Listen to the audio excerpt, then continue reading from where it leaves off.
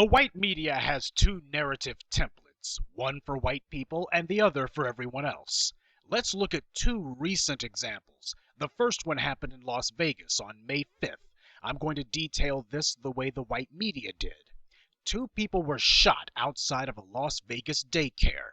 Their two children were also injured. That is all.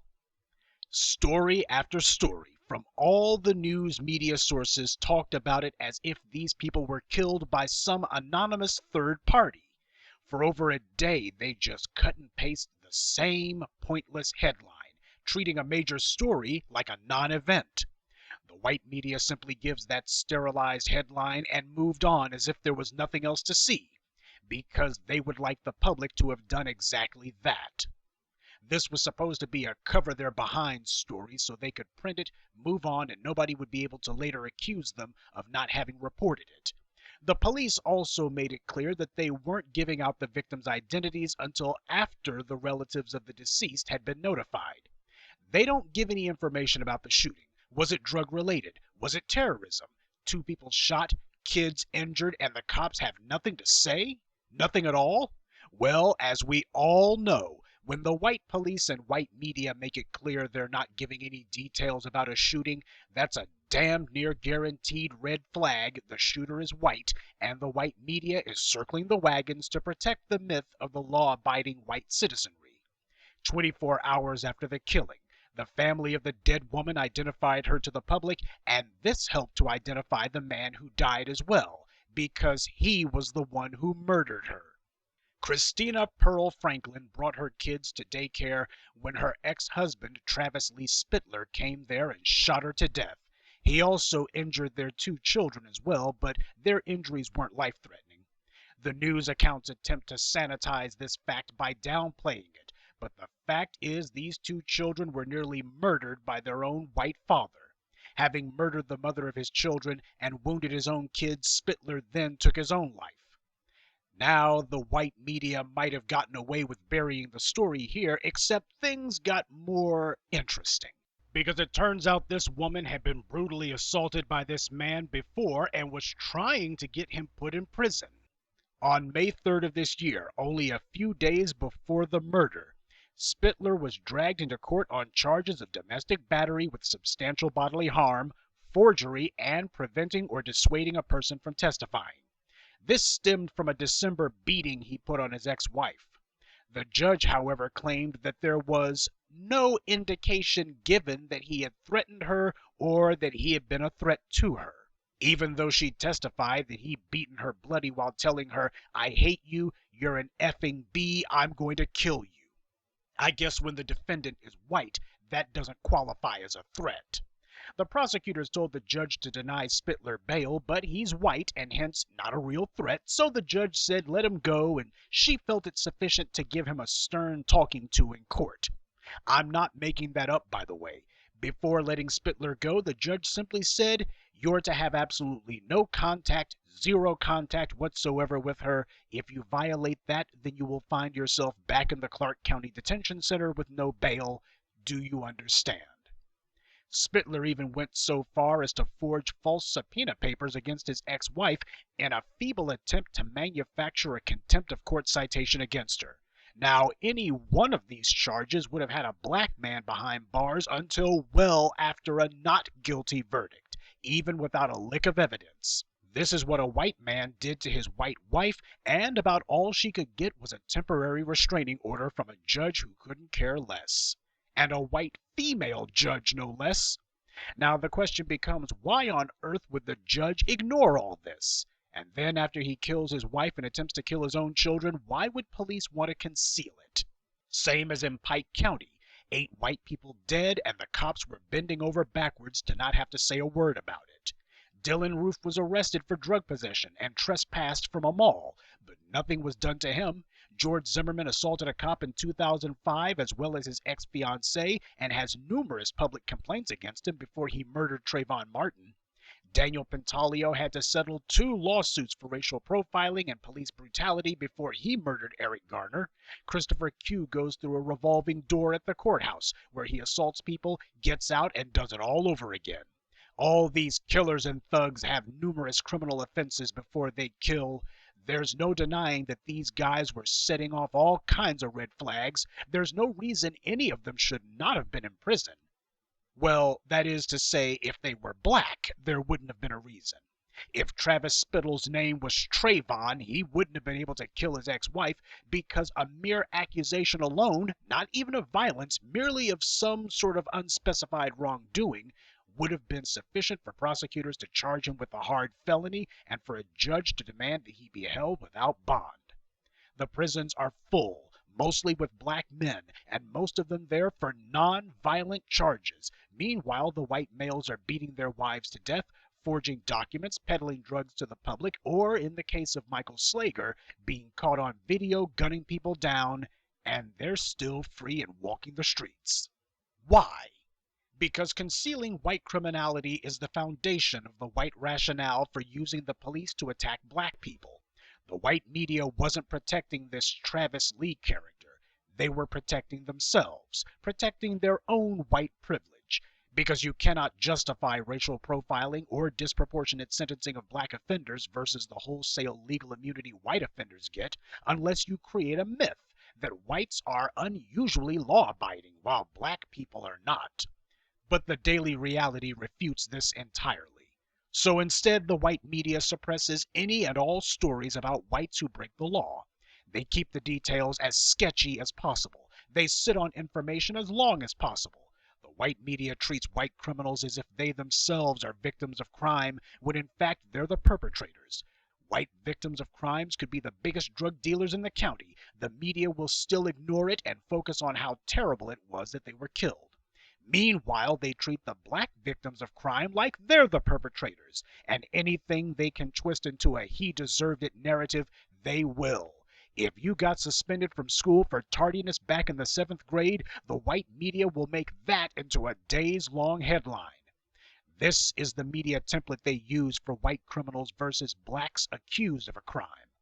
As we've detailed over and over, whites commit the majority of violent crimes in the United States, not because of poverty or social oppression, as we'll see in this case.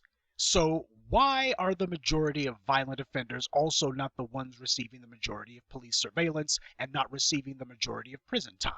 All you have to do is look at who comprises the police, the prosecutors, and judges to learn the answer to that one. The police are the domestic enforcement arm of white supremacy. A huge part of white supremacy is that white people are free, and their definition of freedom means that the laws don't apply to them. But of course, the unspoken understanding of this freedom is that they have to accept that other whites are free to kill them with virtual impunity, because if you lock up one white person for breaking the law, you have to get them all. The white police know the white supremacist operating procedure better than anyone. They have to, since it's their job to enforce it. That means protecting the white people who kill other white people. Now, the second case study that we're going to examine comes from Philadelphia. A white race terrorist attacked a church over a seat. He claimed that one of the parishioners, who just so happened to be a mulatto, by the way, was making a disturbance, and even though the ushers had already resolved whatever dispute there was, the white race terrorist stormed over brandishing his gun and his concealed carry permit, which in this case was in the form of a badge. This white thug, like George Zimmerman, was playing out some cop fantasy, brandishing a firearm and acting like he was the police, in a church no less. Well, the young man, as anyone confronted by a gun-wielding thug would do, tried to defend himself. The white thug shot him twice. The young man died later at the hospital. And this is not the first time that this storm thug has done something like this. He told the police that he had brandished his concealed carry permit and gun before in other places, and that, as he saw it, this was his idea of how to de-escalate a situation. Despite accounts from over 50 eyewitnesses, the police waited 4 days before deciding that maybe shooting an unarmed man in a church was a chargeable offense.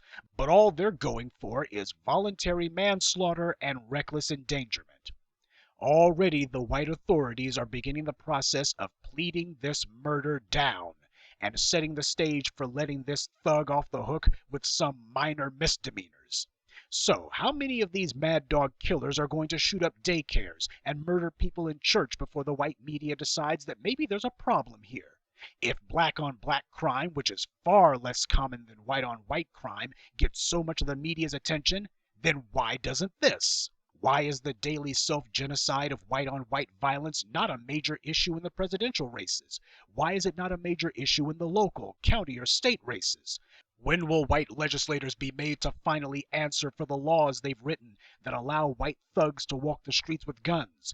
When will white prosecutors be made to answer for not charging white offenders with the felonies they deserve instead of always downgrading the charges to as close to a misdemeanor as possible?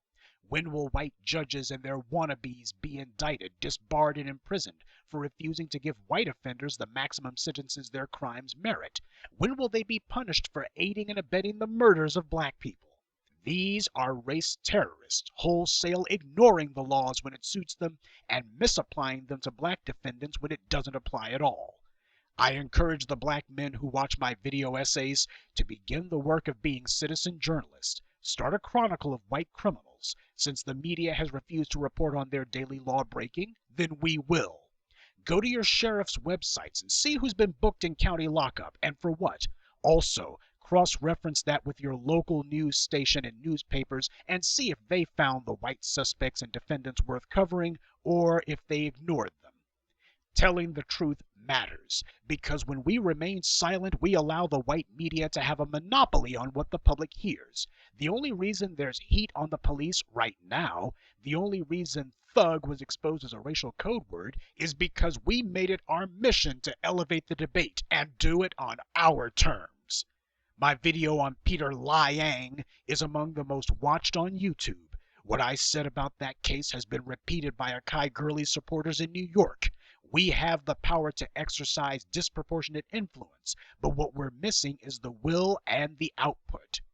Begin the steady drumbeat that will add up in due time. The white media will begin to see that we're onto them and that a counter-narrative is building. You want to change the social discourse? Then that requires that you begin speaking up. And before you try to say it doesn't matter, my question to you would be, when the hell have you ever tried? I don't mean post one or two comments on a message board. I mean, when have you put forward a full court press? When have you produced a daily, relentless, steady drumbeat, naming names, telling the crimes the powers that be commit daily in the legislatures and the courts? Too many black men are looking for an excuse to continue doing nothing, and that is not acceptable. Never has been. Just last week, the corrupt FBI director was caught complaining that the police are intimidated by cell phone cameras. We know what Comey is doing. He's floating a trial balloon. He's hoping that as FBI director, if he speaks out against cell phone cameras, this might influence Congress to start kicking around the idea of passing some sort of federal statute criminalizing videotaping the police. These types of laws have already been proposed in some cities, and even at the state level. We've got the bastards on the defensive, and it's our duty to keep them there. There's video cameras at the police station, video cameras on the streets, video cameras in every place of business and government office, video cameras in the police squad cars, body cameras on the police themselves. None of those cameras are a problem for the FBI. The federal government is appointing money for body cameras nationwide, and Comey didn't complain about that.